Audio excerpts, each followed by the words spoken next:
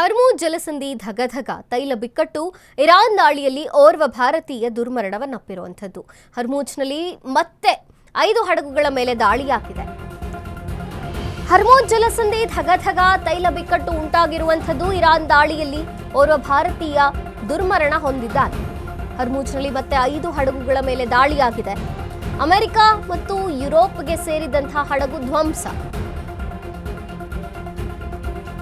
ತೈಲ ಬಂದರು ಕಾರ್ಯಾಚರಣೆ ಸಂಪೂರ್ಣ ಸ್ಥಗಿತ. ತೈಲ ಸಂಘರ್ಷ ಹೆಚ್ಚಿಸಲು ಇರಾನ್ ಭಾರೀ ರಣತಂತ್ರವನ್ನ ಮಾಡುತ್ತಿದೆ.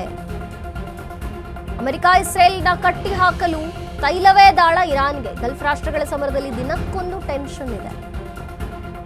ಪೆಟ್ರೋಲ್, ಡೀಸೆಲ್, ಗ್ಯಾಸ್ ಸಿಗದಂತೆ ಬಿಕ್ಕಟ್ಟು ಉಂಟಾಗಿದೆ. ಹರ್ಮೂಜ್ನಲ್ಲಿ ಇರಾನ್ನಿಂದ ನಿರಂತರವಾಗಿ ಅಟ್ಯಾಕ್ ಆಗ್ತಿದೆ. ಅಮೆರಿಕ ಮಿತ್ರ ರಾಷ್ಟ್ರಗಳ ಮೇಲೆ ಕೆರಳಿರುವಂತ ಇರಾನ್ ಹರ್ಮೂಜ್ ಜಲಸಂಧಿ ತೈಲ ಬಿಕ್ಕಟ್ಟನ್ನು ಸೃಷ್ಟಿಸಿದೆ. ಯಾಕೆಂದ್ರೆ ಅಲ್ಲಿ ಆಗ್ತಿರುವಂತಹ ದಾಳಿ, ಅದರಲ್ಲಿ ಭಾರತೀಯ ಕೂಡ ದುರ್ಮರಣವನ್ನ ಹೊಂದಿರುವಂತದ್ದು. ಹರ್ಮೂಜ್ನಲ್ಲಿ ಮತ್ತೆ 5 ಹಡಗುಗಳ ಮೇಲೆ ದಾಳಿಯಾಗಿದೆ. ಅಮೆರಿಕ ಮತ್ತು ಯುರೋಪ್ಗೆ ಸೇರಿದಂತಹ ಹಡಗುಗಳನ್ನ ಧ್ವಂಸ ಮಾಡಲಾಗಿದೆ. ಹಾಗಾಗಿ ತೈಲ ಬಂದರು ಕಾರ್ಯಾಚರಣೆ ಸ್ಥಗಿತಗೊಂಡಿರುವಂಥದ್ದು. ತೈಲ ಸಂಘರ್ಷ ಹೆಚ್ಚಿಸೋಕೆ ಇರಾನ್ ಕೂಡ ಭಾರೀ ರಣತಂತ್ರವನ್ನ ಮಾಡುತ್ತಿದೆ. ಅಮೆರಿಕ ಇಸ್ರೇಲ್ನ ಕಟ್ಟಿ ಹಾಕಬೇಕು ಅಂದ್ರೆ ಇರಾನ್ಗೆ ತೈಲವೇ ದಾಳ. ಗಲ್ಫ್ ರಾಷ್ಟ್ರಗಳ ಸಮರದಲ್ಲಿ ದಿನಕ್ಕೊಂದು ಟೆನ್ಷನ್ ಅನ್ನುವಂತಾಗಿದೆ.